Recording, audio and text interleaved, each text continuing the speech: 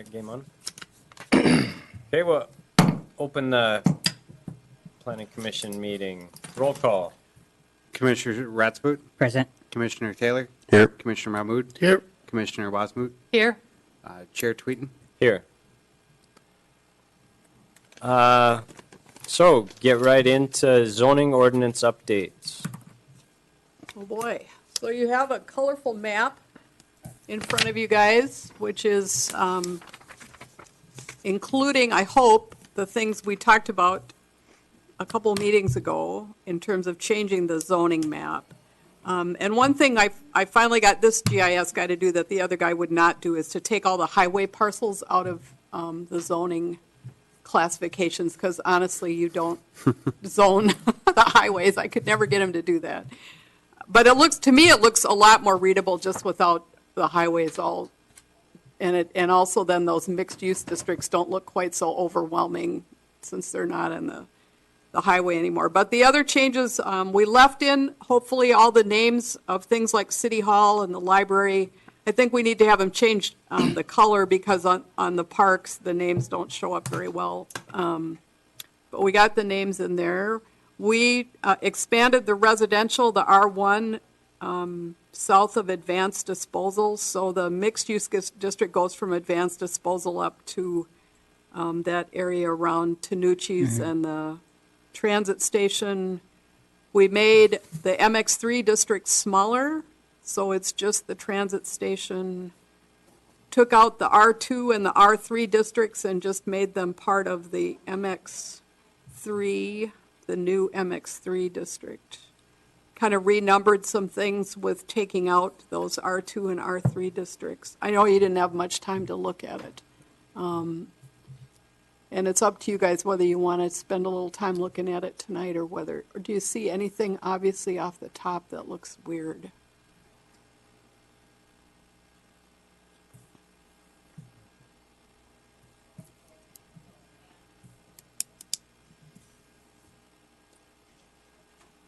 Is the river residential, does that follow that overlay? No, the river residential is your own district. The MRCCA district is that red boundary. The critical area thing actually goes further inland. The river development overlay is something we did after the last comp plan as part of the critical area thing that says in that hatched area where the industrial stuff is, that if those guys want to redevelop those sites at some point in the future, they need to bring in a plan that's consistent with the master plan for that area around the transit station. Trying to keep them from continuing it in some kind of icky industrial use if we can avoid it. But otherwise, the critical area district goes over to that red boundary. And there are two zones within that critical area district. There is a zone close to the river, which is similar to the R1A, and then there's the inland one that has different rules where you can't actually see it from the river.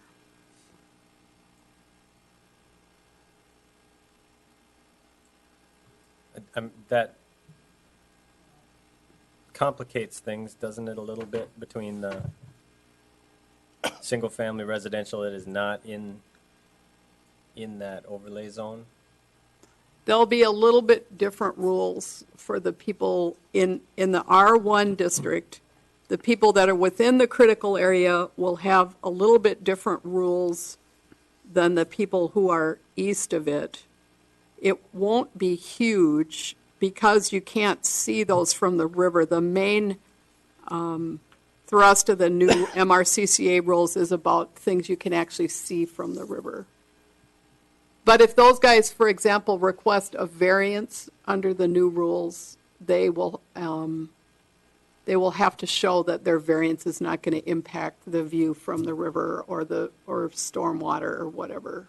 That would be the main issue for anybody in that R1 area that's within the critical area district is if anybody asks for a variance, there'll be a couple extra steps for them.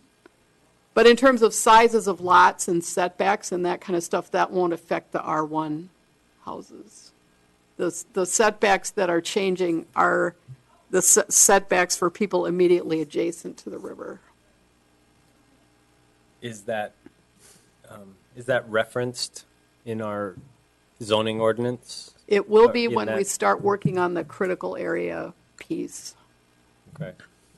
There's currently an overlay district in there called the Critical Area Overlay District that you guys will have to completely update to include all the new rules as part of this ordinance update. So any of the rules in there will kind of supersede what we're doing in the R1 or R1A district in the main part of the zoning ordinance. So we can make some cross-references that will probably be useful to say, to send people to that critical area district to make sure that they're looking Right. at that. We have a couple of current cross-references like that to the shoreland district. For example, impervious cover, if you're in the shoreland, is a little different than impervious cover for the residential districts that aren't. So we have a cross-reference in there that says you need to look at shoreland. We can do the same kind of thing Yeah. for this.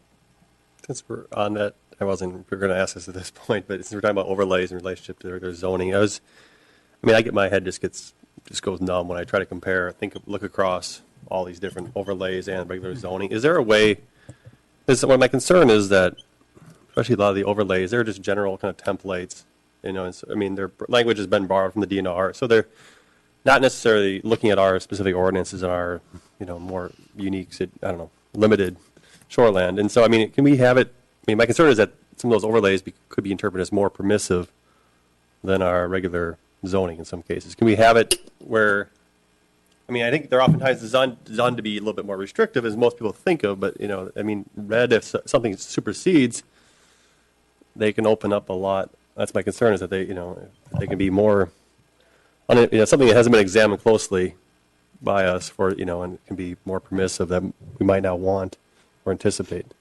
Well, one thing that's going to happen with the MRCCA rules is that shoreland will go away. Okay. That is one good thing about the new MRCCA rules, is that they decided there's no longer a reason to have the basic zoning, then shoreland, and the MRCCA rules. Okay, that's good. When you guys adopt the new MRCCA overlay, the shoreland overlay goes away.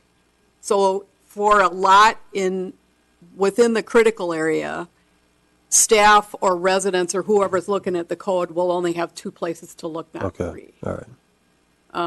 So that's a plus. And we can sure do some thinking now when you write the new critical area rules. If you're thinking about things like the PUD allowance, for example, in shoreland, if that's something you really don't want to allow, you can be more restrictive than the MRCCA rules the DNR adopted. If you want to take out that option for PUDs, or if you want to in some ways be more restrictive, you can do that. So we will think about that when we start working on that MRCCA part. And I thought that once we got through the basic districts here, that would maybe be the next thing that we would take on, so we haven't kind of forgotten everything we've thought about with these residential districts. But yeah, if you really, when we adopted the shoreland rules, for the most part, we just adopted the DNR's model ordinance. And that's what it's really the way most people get through that process. But for the critical area rules, you can be tougher, or in some cases, if there's a reason, you can also ask for flexibility from the DNR's critical area rules. If, because you're an old city, some things don't work very well. And the DNR has said they will give flexibility if there's a reason to do that. So we will need to pay close attention to that stuff as we work on the critical area rules.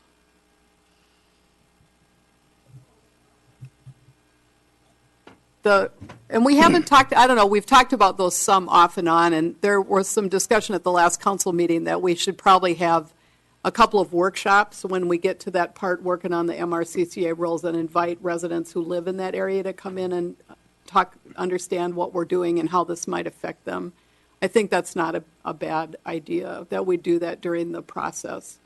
But given how developed you are in that area, I don't think the critical area rules are going to affect residents very, very much for any property that's already developed. I'm hoping that's true. The first set of rules that they tried would have had major impacts on people after all the local governments and landowners screamed. That first set of rules changed a lot. So, but it's a good point to bring up, and it should be something we look at as we get into the critical area rules. And we'll be able to hold what you guys have thought about for these sections right next to the critical area rules and sort of think about them together at that point, I think is the way to think about that.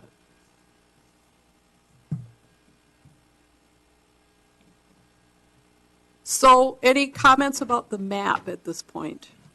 Does it look like sort of reflective of what you guys thought you were doing?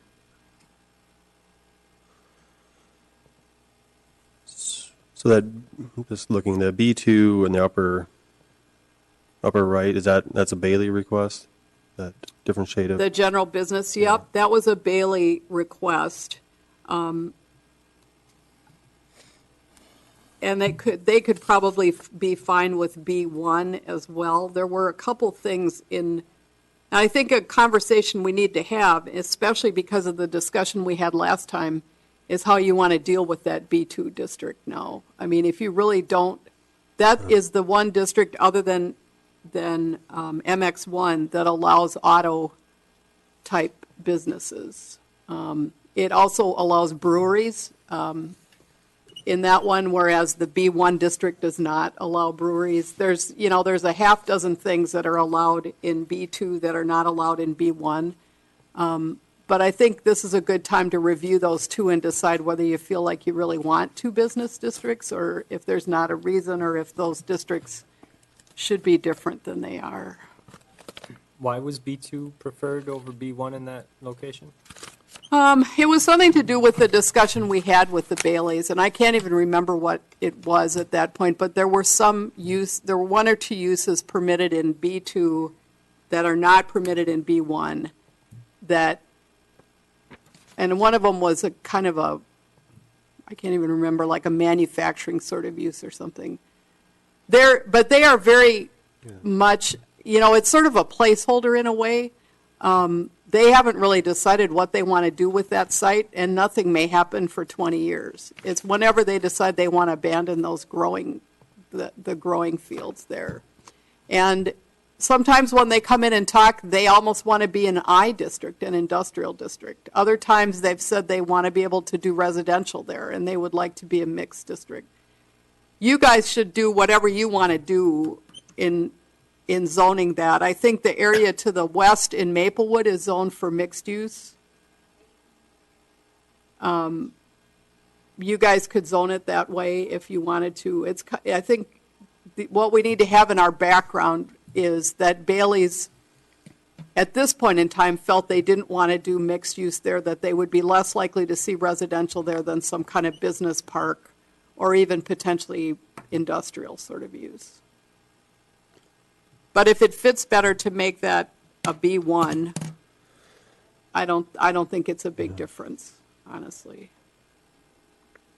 And what is it currently at? It's B2. It's that little. Well, that's what we're It's changing to MX, as it's B2. MX commercial, I believe. MX2, I think, is what it, Okay. or is it? I mean, I'm looking at an older map. Well, she's asking what the current zoning is before we. Right now, MX2 it's, commercial. because at the point where we did it the last time, 10 years ago, Bailey's were saying they wanted to do a mixed residential commercial development. Now, the last time we talked to them, they had a different idea. It could change anytime. I mean, I think this is something that when it ultimately, I mean, we have to have a zone that we're comfortable with, I think. Yeah. Right. But Right. it's like, it's ultimately going to be probably a rezone, a good chance there's a rezone when you have a development plan, but we just have to be comfortable, I think, with whatever we, Well, the thing Settle I'm uncomfortable with is the easiest thing just coming to pass, which is that it becomes a storage for trucks. You know, Probably not what you want. and that would not be what we want. And you know, if we're asked to rezone to that, we can consider it if you know, if there's no other commercial option. But Actually, the most interesting conversation I had during the comp plan with your neighboring communities was that Woodbury suggested that when and if Bailey's is ready to do something, that the three cities should require them to do a joint master plan for all their properties, working together with all the cities, which makes perfect sense to me. And then that the county be involved in that as well because of the traffic impacts to Bailey Road and all that, that it really, having any one city, just, you know, work with them and decide on something that's going to impact every, you know, if we allowed some kind of big truck depot there, this isn't going to fit in real well with what either Maplewood or Woodbury is thinking about the future of that property. Right. So you're right. We need to do something that makes sense to us, that we're okay with, but realizing in the long run, there's at least a 50% chance it'll be rezoned to something different.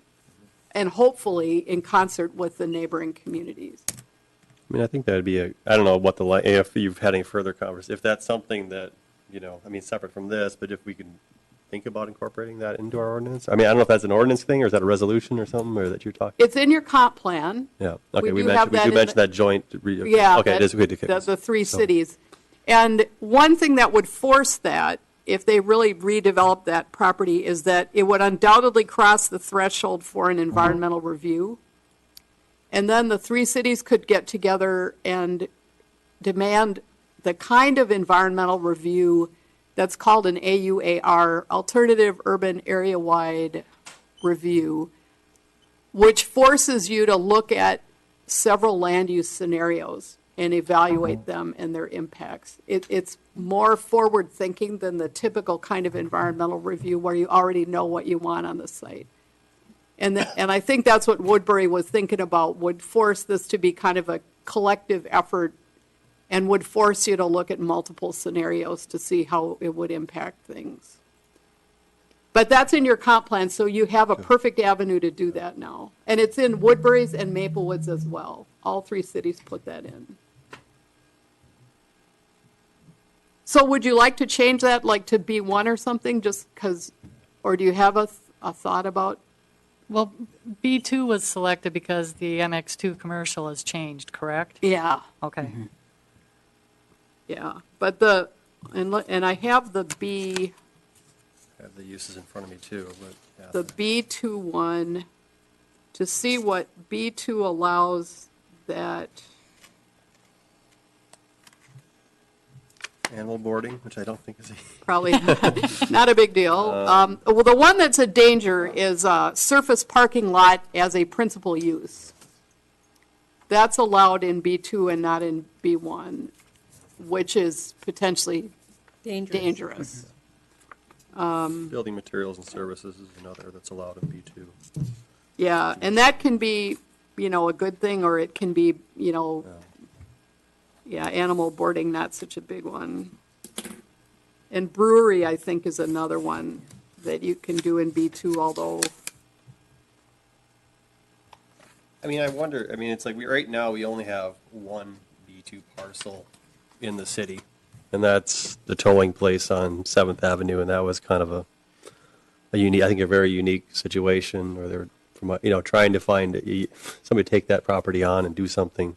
given the city investment in it. Yeah, and you know, the proximity to the industry, proximity to the railroad, a narrow, skinny lot. But I mean, as far as a district going forward, you know, I'm not sure what B2 really offers us that we're, you know, and I think B2 is a little bit more liberal than B1, but if there's a situation that comes before us, I wonder if we're better off just amending, if we need to amend B1 to allow, a change of use if we felt like we missed something, I think that might be, Yeah, it'd be fine. Yeah, When I thought about it today, it seemed to me that you guys in some ways might almost want to do away with B2. I mean, and then that tolling place would be non-conforming, but I think they're fine with, I don't know. If they ever went away, you might not want the Yeah, same thing to yeah. come back there. And that's, I think, yeah, it's not an ideal, so yeah. And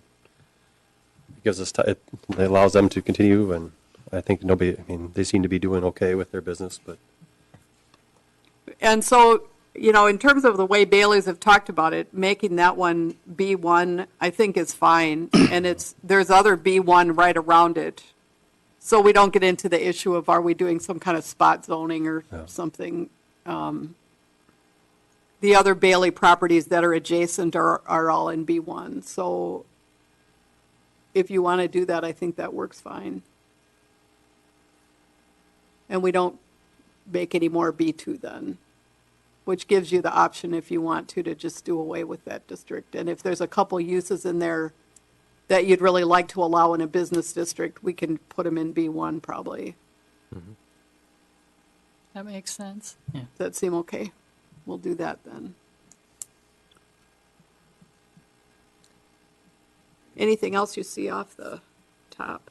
Small detail is at that junction of Bailey and Military, it has the one residential property. I think, is that Bailey-owned house that sits at the intersection? But Yeah. that's kind of awkward I think you'd want to keep that residential since everything on both sides, just that inside that part of that triangle. Ultimately it's road work might change that. Yeah, I see. But That, the one that's in the little triangle right yeah, at the that's intersection just there? a Okay. modest house.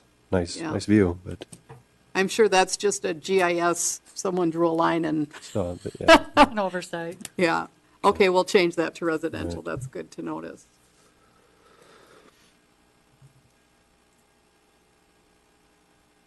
All right. Well, if you see anything else, this is, your city engineer is doing this work now, so it's very easy to get him to make some changes, so not a problem. That's the new one, the same one. This is the older one, yeah. But it was RE. Something else? No, he just wanted to look at the older one. No, Oh, yeah. See what that discussion. All right.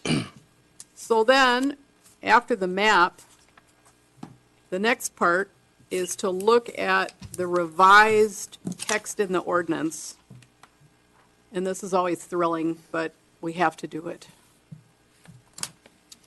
So, in that Article 4, residential districts, in the first section, there was a lot of kind of reasons or purpose for the residential districts. A lot of that language is not included in most ordinances anymore. Mostly ordinances now just say this is done to carry out the intent and purpose of the comp plan, and to not do that long list, because honestly, the performance standards in the ordinance get at all those things. But if you guys really like that language, we can keep it in. It's more a question of whether there's any reason to keep any of those particular items in. This is quite old language. Some of the things like protect residential areas against unduly heavy motor vehicle traffic and some of those things. We do that with performance standards. I don't know if there's a huge reason to have it up front. But it's kind of up to you guys whether you want to keep any of those in. I like the streamlined. I think Yeah, it's It seems like the more reference- direct and basic we can be, the better. Yeah, and it potentially creates ambiguity when you've got maybe something different said in the comp plan. Yeah, that's right. You have to always be looking at it and saying, oh, did we?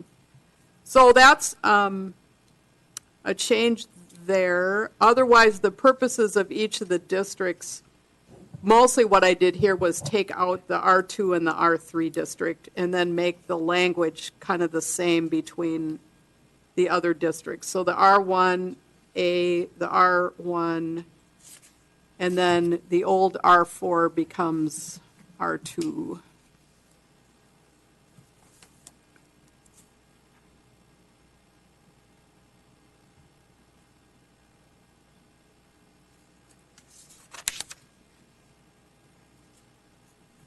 But the real meat of this is that table in 36208. And so the RE and the R1A district really are not changed in this table from what they used to be. The R1 district, the numbers are the new numbers you guys adopted just a couple of months ago for that district. And so one of the things to do is kind of look across these and make sure they make sense. The standards that are in here for that R2 district, formerly the R4, are very close to what the development of Bailey Meadows is like in terms of minimum lot sizes, setbacks, densities. So the minimum lot size in R2 is slightly smaller than R1.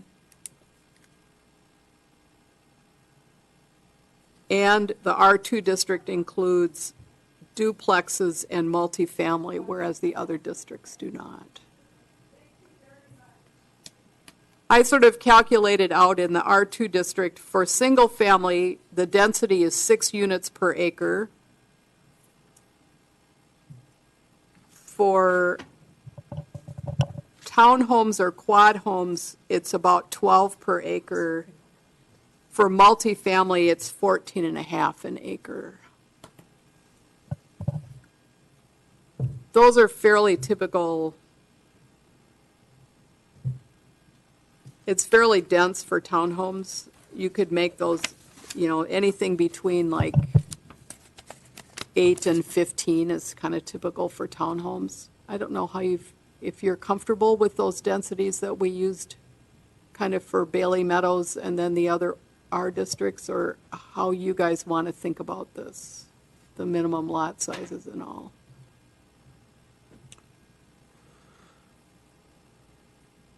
So this would only, this only other area we're considering this in terms of our zoning map is that area just south of Bailey Yeah. near Public Works. Where we've had some folks come in and talk to us already about wanting to do some kind of townhouse development on part of that, on that really funny lot right next to Public Works. There's somebody thinking about sort of townhomes or villa-type empty nester homes. Some of these areas, those areas they're so steep that what you can do there is actually fairly restricted just by the steepness of it.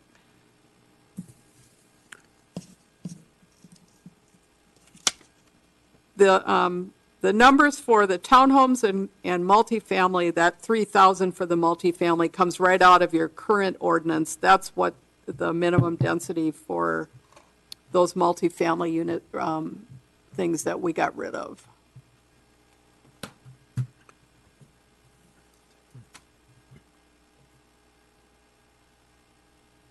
I guess, just thinking of that, the area there, given the bluff land, how we compute area as far as, is it the whole, the whole, even the undevelopable acreage, if that's included in that, you could really get some or maybe higher densities than we're intending there. I don't know. I guess that's my only concern is maybe not so much this number, but if we're, you might actually get functionally way higher than this if you're including bluff land in that calculation, but. And the only thing that would protect from that is that in the bluffland ordinance, there are restrictions on the slopes you could actually develop on. Yeah. So maybe we need to be clear in here that these numbers refer to actual developable acres. If it was developable acreage, I'd be much more comfortable with those numbers. I'd agree with that too. The bluff ordinance, I think, prohibits development on anything over 18, no development, no roads on anything over 10. You have to preserve 50% of the quality trees. Some of those things are going to limit what densities people could do. But I think if we set out front developable acres, that would make sense. Because that would take out any of those super steep slopes.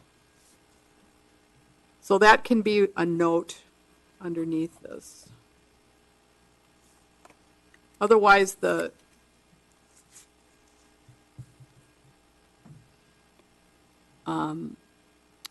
lot sizes, those are right out of what we allowed for Bailey Meadows. Have people been up there? Are you sort of comfortable with how that looks? Went through it like a little bit, and drove up into it a week or two ago. But. That might be something for everybody to do before we finalize this, kind of drive through and see if you feel comfortable with that level of density. For comparison, the Red Rock Square, the apartment building, is 30 units per acre.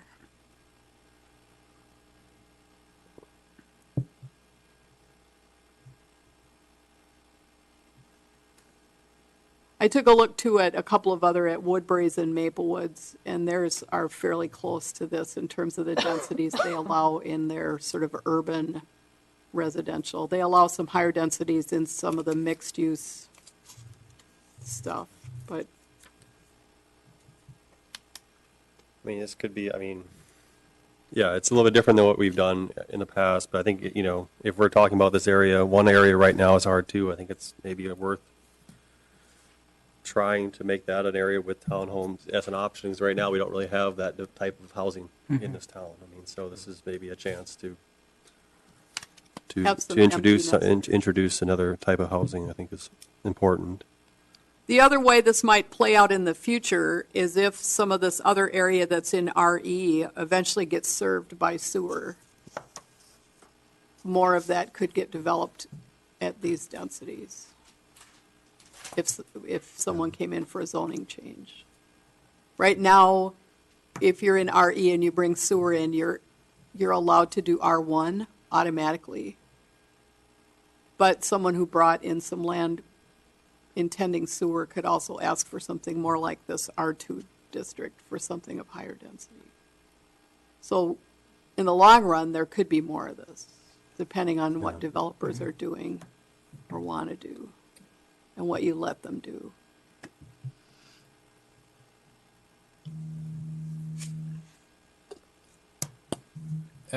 Going back to the developable land consideration, does that become problematic on some of these larger minimums for RE and like 87,000 square feet? I think we'd have to make it say that it's for the, like the townhome and multifamily, but not for the residential RE. I don't think we'd use that in the RE. Yeah, okay. And then same at R1A 15,000, or is that, I guess? Yeah, I think really we're talking, and you can tell me, Marv, I think you were thinking more of it, we're talking the R2 district where you're concerned about that. That's mainly Yeah. when you're that's pretty much what I was focusing on, was the R2. R2, so we'll make it something that's an issue for calculating density in R2, but not in the other districts. All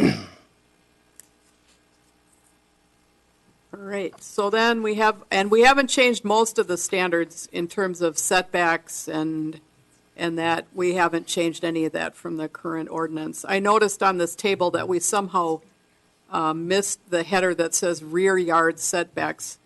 After that section on side yards, which ends where we talk about existing or future arterial roadways, there needs to be a line in there that says rear yard, and the things that follow are the rear yard setbacks. And then the lot coverage things, I haven't changed from the current one either. We allowed more lot coverage out in the R2 district.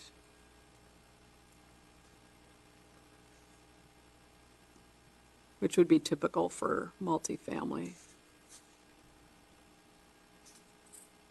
Anything else on that table? The main changes are the R2, saying something about R2.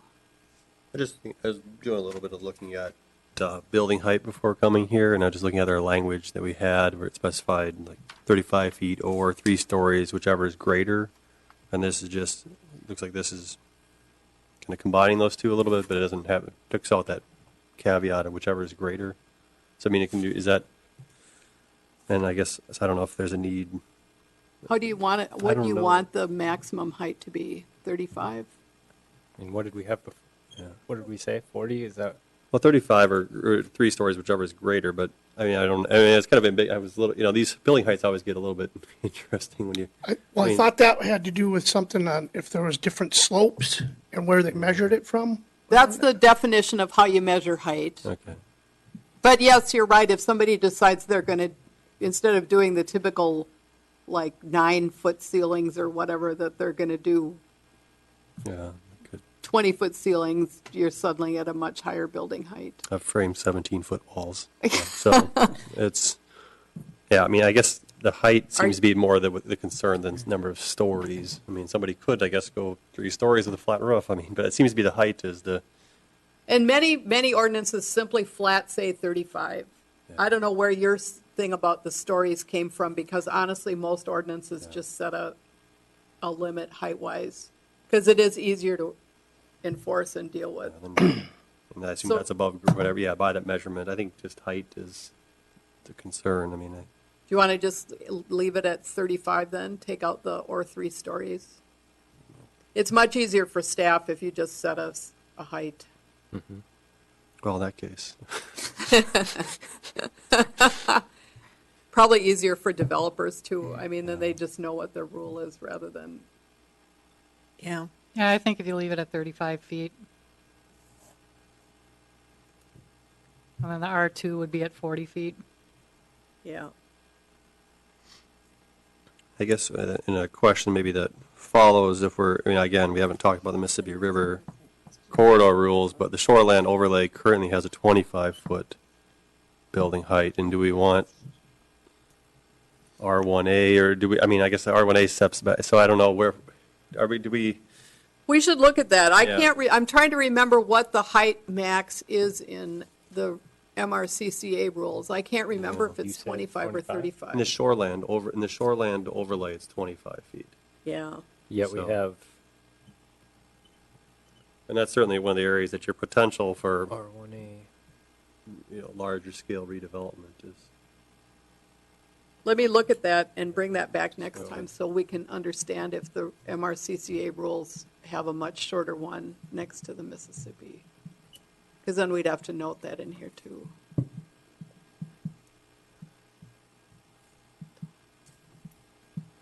Those are places that the St. Paul's of the world request flexibility on. You don't have quite the, Minneapolis requests infinite flexibility. yeah, pretty So- much.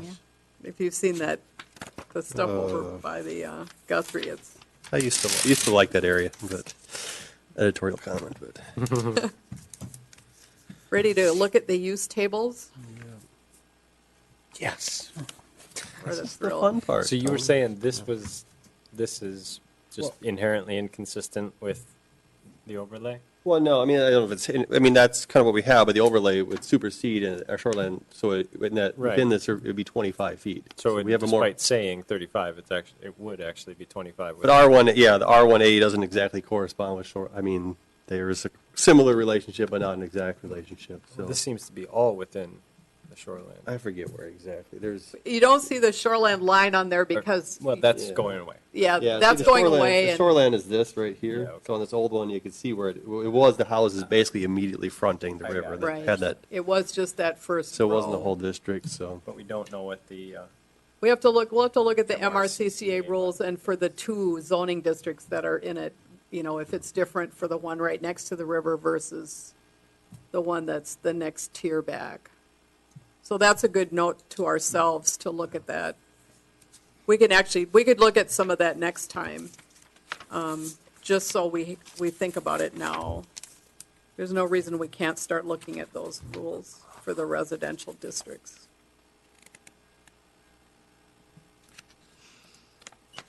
So in the residential districts, we pretty much allow single-family homes with one dwelling per lot in every district by right. The P means people don't have to get a special zoning permit. They need a building permit, but not a zoning permit. Single-family detached with more than one unit per lot, or a duplex, or any kind of multifamily is only allowed in that R2 and then in some of the MX districts. Does that work for you guys? Every once in a while, people have a concern about granny flats and whether a second dwelling should be allowed, What about the tiny houses? or tiny houses, which Yeah. at Because this we said point, we were going to talk about that a Yeah. while back, but we never really got and this into is it. the time Yeah. to say whether you feel like you would like to allow a second dwelling in some of your R districts or not. I mean, I would think if somebody came with a creative proposal for a new type of, a new type of housing product, that we, could say, we'll listen to it. If it were a PUD situation, we could do that. Yep. And in some ordinances, something is allowed in R1 districts called an accessory unit, which is a second unit, but the size is potentially limited so that it doesn't overwhelm the primary dwelling, but it might be something over a garage. It might be a second dwelling that's part of the main dwelling. In a lot of cities, St. Paul and Minneapolis just went through that, and they do allow that in some districts because people are looking for ways to have extended families in a house. If you want to explore that issue, I can bring you some ordinance examples, and you can look at that option and say whether in the R1, for example, you would want to allow that on lots of a certain size or. I'd like to look at that, I think, wouldn't you? I mean, Yeah, I would too. wouldn't want to shut somebody down if they have a great idea or something cool. It's going to just get to be more of an issue, honestly, because there are more and more people wanting to have multi-generational households. Yeah, I mean, thus far, like the accessory dwelling You units have has to, been 'cause you talked can't about a afford it lot, otherwise. but it hasn't actually led to a lot of permits yet, I think in Minneapolis and St. Paul. So it's something that is, it's definitely an intriguing, like tiny homes too, it's intriguing, and I think, I think it's accessory dwelling units is probably the most practical because you're incorporating into above a garage. And I think that's the smaller unit. It's hard. I think you don't want just another second house put on. I think, So it's, how would that go if you had it above your garage, but would you have to bring the roof of your house up to the same height as that then? Well, that gets to be the question. We went through this in Scandia, and they allowed an accessory dwelling on any lot up to 1,000 square feet in size, but it could not be taller than the main dwelling. It had to use the same driveway as the main dwelling. There were a number of things to try to make it clear that it was an accessory dwelling, not a potentially bigger dwelling. Rental house. Yeah. Right, so you could put specific detail in to say this is what this accessory dwelling is, and so that you're not going to get like a townhome situation or like multifamily. It'd be multi-generational, like mother-in-law apartment or whatever. Yeah, I mean, you try to make it so that the thing really is an accessory use rather than a second, Yeah. Sure. Yeah. primary use. So DIY then if the subdivision. property was sold, everything has to go at the same time. It can't be sold in pieces. And that's the other thing typically with an accessory dwelling is it has to be owned, it has to be part of the same ownership. Yeah, that's a typical. So I can bring you some of the, like the St. Paul examples. I know there's a couple neighborhoods. In Scandia, we allowed it a few years ago, and I think there only have been 2 that have been approved, and they've both been for aging parent situations and somebody who did something above a garage. It's a significant investment. Oh, yeah. You know, people don't, People underestimate. I mean, those. there's always this fear that 1 million people will do it, but honestly, it's a very significant investment. You're spending 6 figures to do it if you're doing, you bring up one up to code and install Yeah, you all got the, Water so. and Sewer. I had a neighbor in Minneapolis that, there was actually 2 siblings, they're middle, but the sister didn't have a family, but they built a large double lot, must be a double lot of sorts, but they built a garage that they shared, and then they built a unit for her above the garage, and it worked great for them, that particular family. Obviously, the challenge becomes when they go to sell it, it's kind of a different design, but it's like for that, when it plays out, it can be really nice, because, it worked for that family, not just for multi-generations, in that case, the same generation. Right, yeah. But it was, incorporated, and it wasn't obvious to somebody going by that this was some, Was a duplex. or, whatever. and so one garage for 2, for two units, so. Well, I can bring you the ordinance examples like from Minneapolis and St. Paul, and you guys can take a look at it and see if you think it would fit here. We do have enough goals in our comp plan about wanting to provide housing alternatives for people of different ages and all, that it certainly would be supported in your comp plan to do that. So we'll bring that in, and that might affect this part of the chart. It might be that we would think about having like an accessory dwelling option in here. Another question I think that really you'd want to discuss here is whether you will want to allow PUDs in all the zoning districts or not. And I was looking at that and I'm kind of leaning against. I think they worked out very well in the Bailey Metals case with a larger tract of land, and I think that's kind of where our goals in the PUD section.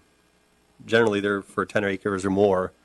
We have a language that allows an exception if they can meet this stuff, but I think that's where they're best is at a larger scale. And the only area, RE has some larger, but I think when we rezoned to R2, if we rezone these areas R2, I think PUDs make absolute sense.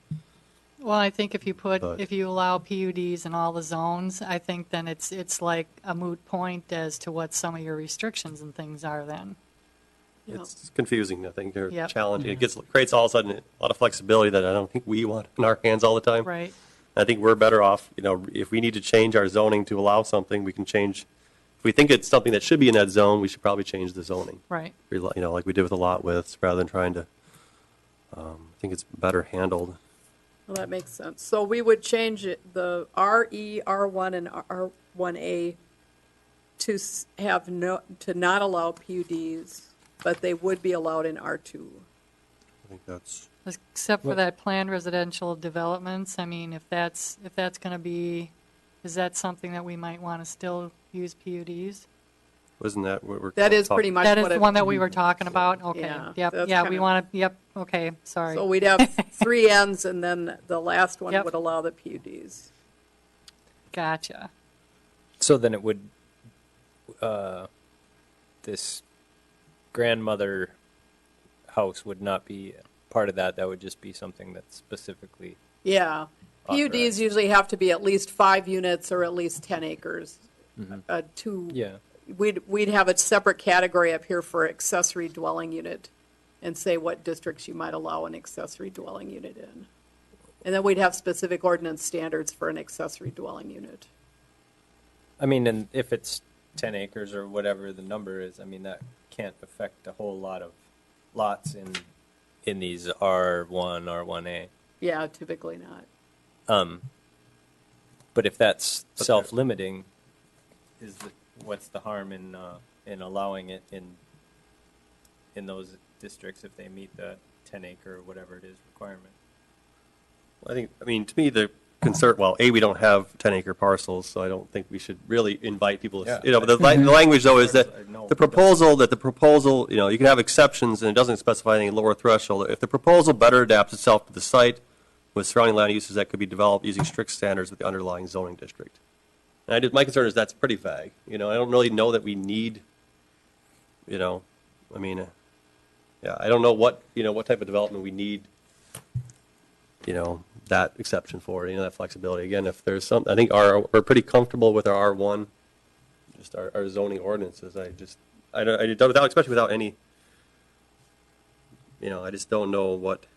If you had that qualifier and someone came in, for example, like the guy who has talked about doing a PUD around the mill pond, and the city decided that there was enough advantage from getting that area around the mill pond into a permanent conservation easement that you were willing to let him do some smaller lot sizes around that to let that happen. I think that language in the ordinance would let the council make a sort of exception if there was a case like that, where there was some real advantage to the city to allow a PUD there.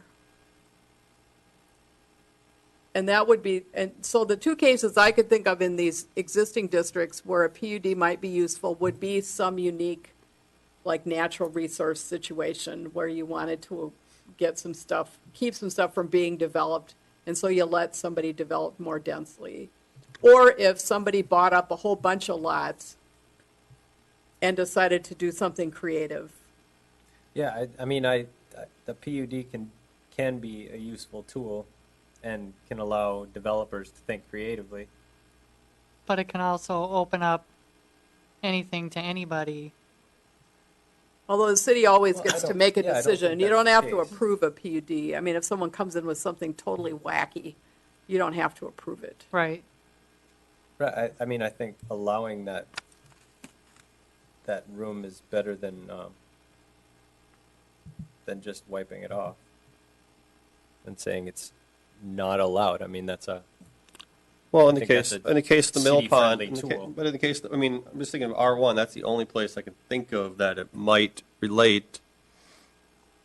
that I can think of. Yeah, I well, can't think of anything either. Look at the but- map. I mean, the parcels are, we're not even, I mean, I guess the thing is, could I turn my single, and this is the issue, is could I turn buy my neighbor's house, all of a sudden I got a 2-acre parcel on the river? And then, you can think about the unease that's. Well, you gonna couldn't put- do anything because you're on the river. So Oh, no, I mean, I. follow the new rules. Well, maybe not, but I mean, again, it's this issue of, I mean, you're not, it's, your ability is, what, and I think that's the question, the uncertainty that injects into anything without any minimum, we have a 10-acre minimum, I guess if there was a 10-acre minimum, but yeah, I mean, it's, I don't think in the case of the mill pond can't be developed itself. It might be able to bring it into public ownership. There might be advantages to the city, yes, perhaps, but the land that is developable, it's governed by setbacks. It's going to be governed by currently the shoreline. It's going to be governed by the new rules when we adopt them. So it's going to have rules in place that, I don't know why we want to, especially without any minimum, in hard minimum. I think that's just troubling to not have a hard minimum for, and we saw what a PUD, how, the case of the public works site, which was a fairly minimal tweak that we did in the neighborhood opposition that created for just, just shaving a little bit off the lot sizes. And, I don't really know. How did it turn out, though? I mean, is anybody feeling like it looks It looks great. I think it's fine. I mean, I think that it is the thing of, I mean, that little bit of discretion on our part, I mean, I don't have a problem. I mean, I like the development of, Well, it but it's creates like, needs, I think we should have gone out the other way by amending the zoning. That way there's no notion of a lot of people, the neighbors feel like the city kind of use that kind of, it is just like if you have the right connections, there have the right means, you can get those kind of changes, but why not everybody be able to do it? It's kind of like, that's the thing is, I think now everybody could do that, the same development, without having to. And so I think except it's, for the minimums, and then Well, the then lot they width have is- to prove yeah. that there's a public purpose in it. yeah. The public purpose in the old public works site was the level of investment in infrastructure that the city had to make there. And in order to recoup some of that, there had, a couple extra lots. Allowed one extra lot is what it Yeah, allowed. was but- very, it seems like it wouldn't be, but it was important in recouping some of that investment.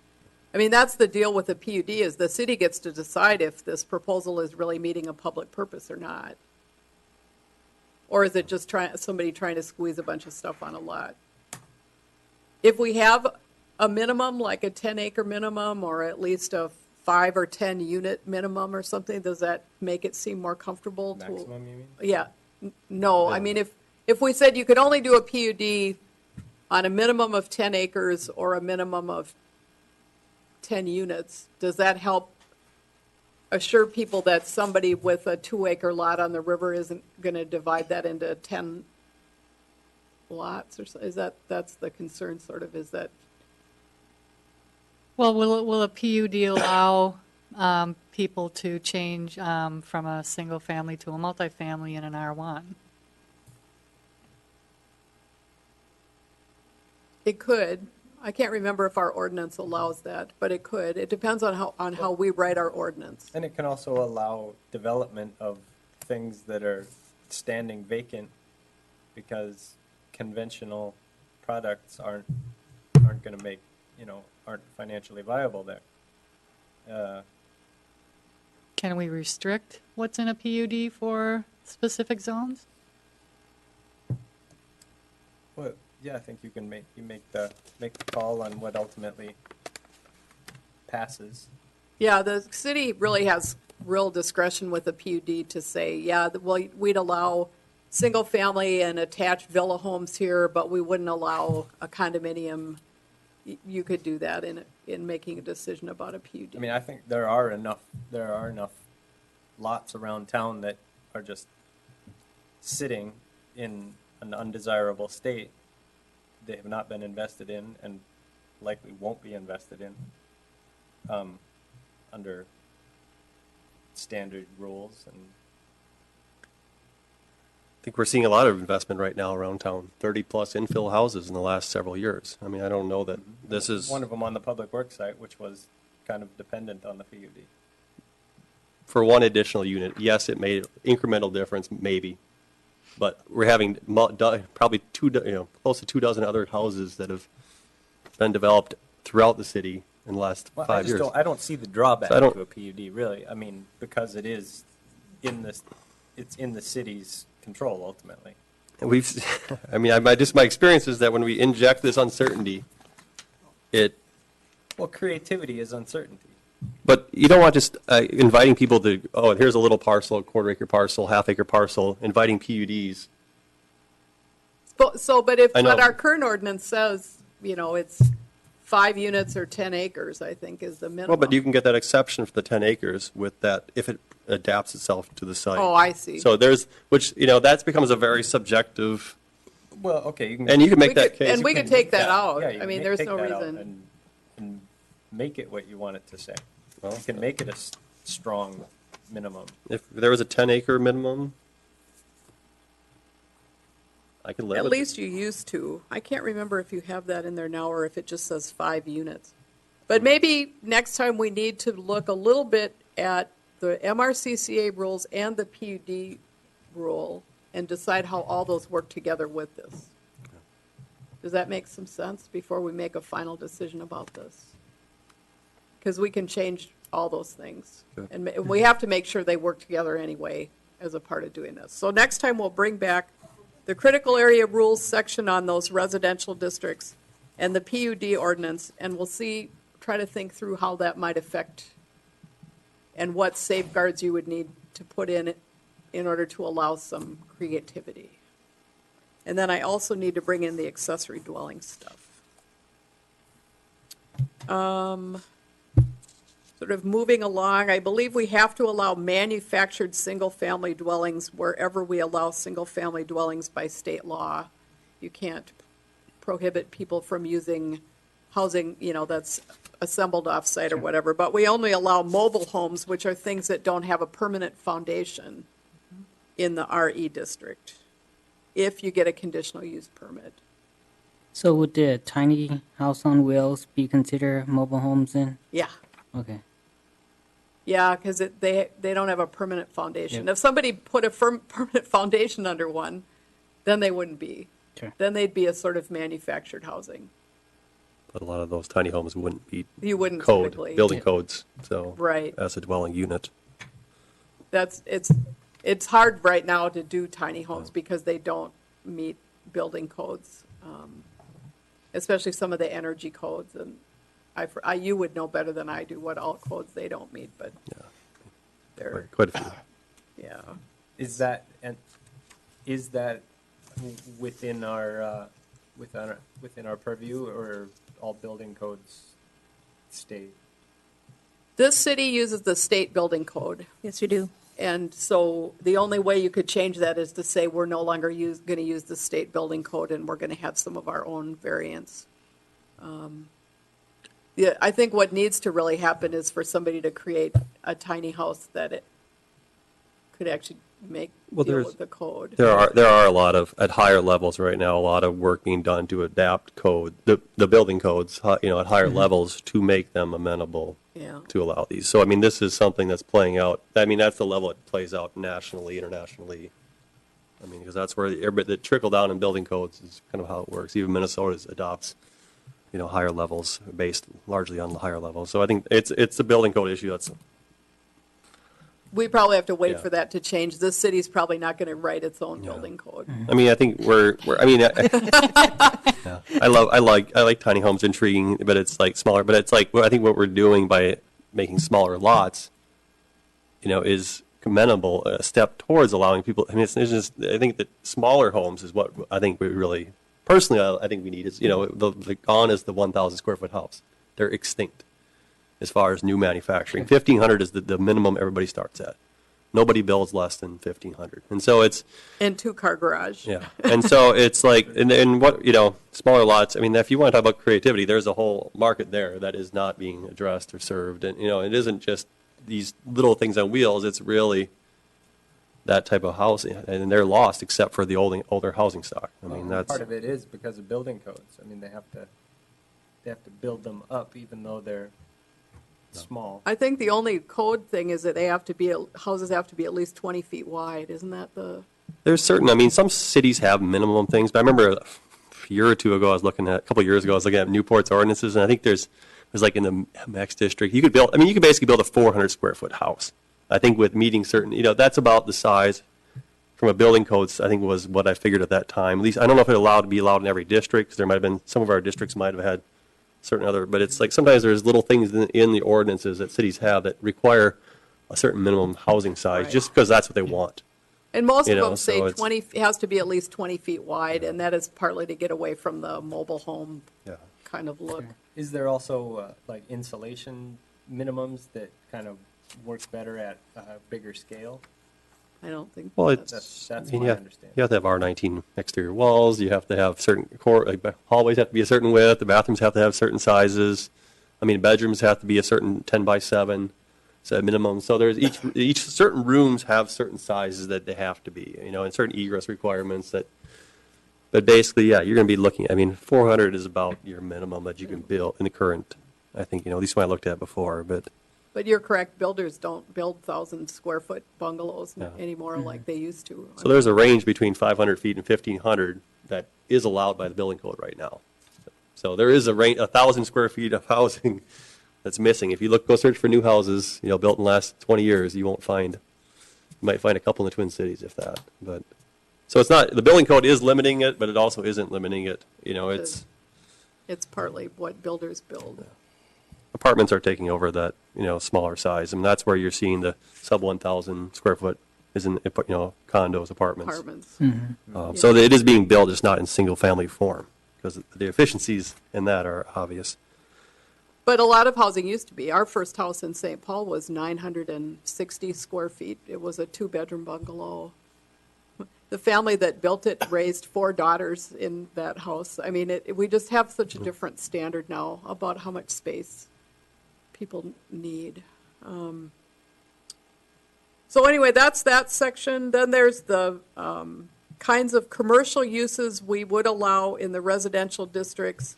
A live-work building, which would mean someone might have an artist studio, in their house, or some kind of a small craft business or something. Mixed use with ground floor commercial would only be allowed in the R2 district as part of a PUD. Churches, we pretty much have to allow in all districts. Churches have some special dispensations. Medical clinics, we have said we would allow in the R2 district. The daycare piece with 14 or fewer children by state law, we have to allow in residential districts. If it's more than 14, we're saying we would allow that with a conditional use permit in any of the districts. And in multifamily homes, only in that R2 district. Then there are a number of other things we allow in residential districts by conditional use permit, which are public facilities, like government offices, schools, libraries, museums, that kind of thing. A utility, bed and breakfast, which you would allow in any of the districts with a conditional use permit. A golf course, private athletic fields. You allow horse stables and animal kennels with an interim use permit in the RE district. So Sherry, in some of these other zonings that are blank on some of these uses, do we want to put Ns in there? Yeah, you could put an N in there, To clear up any confusion somebody might have? like we didn't think about it or something, yeah. Can we just add, like, I think we might talk about this before, I know like Woodbury has like just a simple one-line sentence in their ordinances that when, if it isn't specified, It's it an is not, N. it is basically the equivalent of an and, yeah. Yeah, we should I mean, it's do just- that. But that creates, different people read it. It's much clearer when you read that one sentence Yeah, Right. versus what does it mean if it's blank. yeah. No, that's a good thought. And I had a question about what is the difference between a bed and breakfast and a short-term rental? We should look at your definition to make sure. Typically, in a bed and breakfast, you have to provide breakfast. I haven't looked at your definition for a long time, but we should do that. So typically, in an Airbnb or whatever, you're not providing a sort of sit-down breakfast. And mostly, bed and breakfasts have to be in a single-family home where the person who's operating it is living in the home. But we should make sure about that your definition wouldn't, unless you want to allow, no, they could be in the city and we have no idea right now. There's a few. There's a couple. I've heard that there's a few, but Yep. I don't know. And usually people don't get into regulating them unless it starts becoming a problem. Yeah, Stillwater has been regulating that or looking into that because they have hotels where we don't really have that kind of competition here. And they had people starting to do weddings and things in Airbnbs. So, People would rent one of the Airbnbs in Stillwater and then do a wedding at it, which started being a problem for neighbors. they have the houses and Not so much a problem here. But we should look at that definition of bed and breakfast and make sure it's got sort of the typical standards maybe. But that's not intended to include Airbnbs that use. And then we have accessory uses like gazebos and play equipment and things like garages, which are accessory structures, renewable energy systems, home occupations, parking lots as accessory uses, and that's something we allow only in the R2 with the multifamily use, and then swimming pools. Anybody think of any other accessory uses we should be allowing? I guess when we have that discussion about accessory housing units, that'll be part of that discussion. That would fit together, yeah.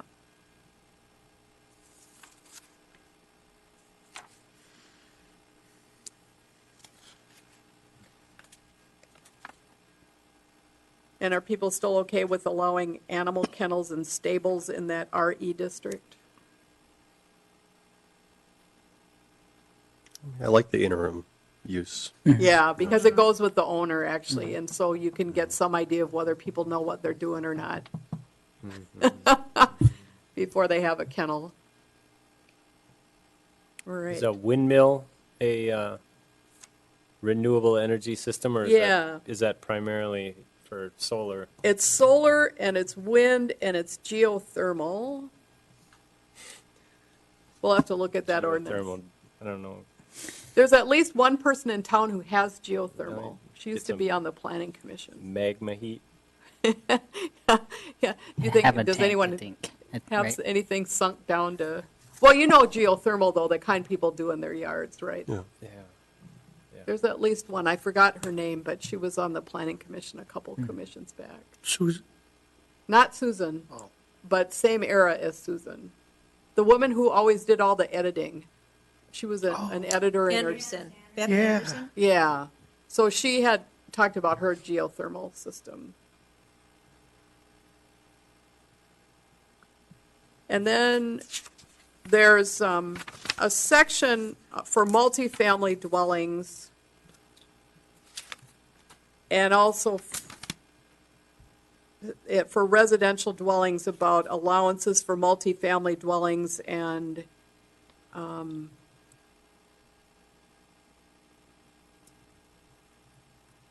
if people do structured parking underneath buildings, they don't have to do quite so much parking.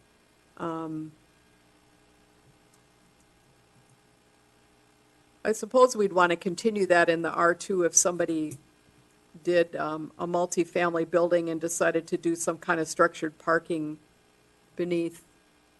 There are some nice things if people do parking underneath rather than on, taking up space on the ground for it. And I think that's what this is getting at, is trying to encourage people to do underground parking for multifamily.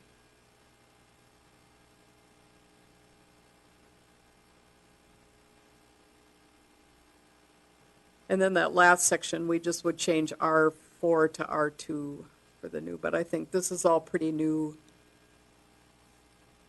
that people need to do a PUD if they're developing out in that R2 district, and that the density needs to be a minimum of 4 units an acre. That's how we're going to meet that Met Council requirement, that overall in new development, we have at least 5 units per acre. Yeah, I think this gets into that minimums. I know we did that 50-acre minimum we have here. So we have kind of a 10-acre minimum in one spot, 50 in another. but flexibility of 50 in another. Yeah. But we obviously were trying to keep that parcel, the city parcel, together. And so, I mean, I guess that's, so right now, that's kind of. So we should look. We are all over the map right now from, I mean, yeah. So that's why we should look next time at the PUD ordinance with this and with the MRCCA, which allows PUDs, by the way, in that the MRCCA district does allow those. The DNR would really like to see people concentrate development on part of the site and dedicate the 50% that's closest to the water for permanent open space. So they're continuing to allow that. But we can look at those things next time across. And then we can maybe finalize some of this section up. Does that make sense? Yeah. And then if you guys want to think ahead a little bit and start thinking about those MX or those B districts, I don't see a lot of reason to change the I districts. It's pretty clear the differences in those districts, what's light industry, what's heavy industry, and then there's the storage tank district. I don't see us focusing a lot on that, but the mixed use ones, to start looking at those parts of the code and thinking about whether, I think we decided to eliminate the MX2, but to look at the downtown one, the transit-oriented one, and then the general use one, and think about how you feel about those would be a good thing to think about for future meetings. Well, I see that one of the I district, IS and I1 allowed nightclubs and new dance bar and. You have to allow it somewhere in the city. Yeah. That's why it's there. Yep, that's why it's there. Okay. So it's not close to any residential stuff, hopefully. Okay. Yeah, it's funny, isn't it? It doesn't seem industrial necessarily, but No, it doesn't, and especially the size of our city. it could say industrial and naughty district, I suppose. Industrial and indecent. Yeah, yeah, I and I, that's another. It's right near the refinery, so it's very refined. Nice one. So that's all I had. Okay. We'll bring that other stuff back next time and Yeah. keep working away at it. Does that work for you guys? And the city council did adopt your comp plan at their last meeting. So we now have a new comp plan. It's in effect as of this point, and it went off to the Met Council today in its final form, so. Hooray, thank you all for your work on that. You did a lot of good work on that. Thank you. Thank you. All right, reports or new business? I don't think so. Oh, there's one thing we could mention. You know, last time you guys talked about the Imperial Camper site, and you made a recommendation about not rezoning that site. I just wanted you to know that's not going forward to the city council at this point.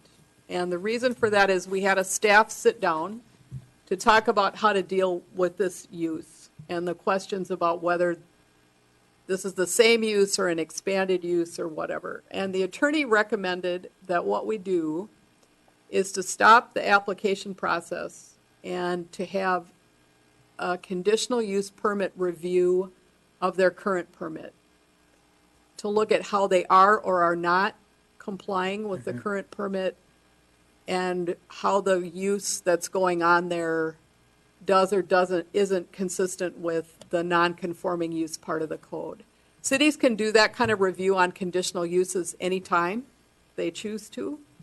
And so he felt this was a really good time for everybody to get more of a handle on what's going on there, whether it's complying or not, give some direction. So we're going to hold off on your rezoning recommendation, and on June 6th, we're noticing a public hearing for this conditional use permit review. So if you want to come and listen to that at a council meeting, those CUP reviews occur at a council meeting, not at your meeting. We have a second one coming forward now on the courtesy car site that want to be doing the same kind of thing with renting to a bunch of dealers. So it's a really good time, staff decided, to take a close look at those sites and at this use and have the council think about it and give some direction. And So that's June, you said? June, I think it's the 6th. June The 6th. June 6th council meeting. And then we'll resume their application process after that. We've extended their application till the middle of July to allow for that. So that's why your recommendation isn't going forward at this point. And Curtis, the new owners of the courtesy car lot, that's review scheduled for July. They'll have a CUP review in July, in the middle of July. A review just like, Just like this one, just to say, in terms of your site, are there some issues that we need to deal with right now? They're not proposing quite the intensity that the one on the Imperial Camper site is. It's a bit more organized. And it's quite a bit more organized. They've actually given us a site plan, for instance. So anyway, just to know, that's where that's at. So you won't be seeing the rezoning on the council agenda. Okay, upcoming meetings and events, city council meeting, May 16th, park board, May 23rd, Memorial Day, city hall will be closed, May 27th, library committee, May 28th, city council again, June 6th, and planning commission, June 15th again. All 13th. those- 13. Well, I don't remember what I said, but June 13th. All right, motion to adjourn, So moved. second. All in favor? Aye. all right.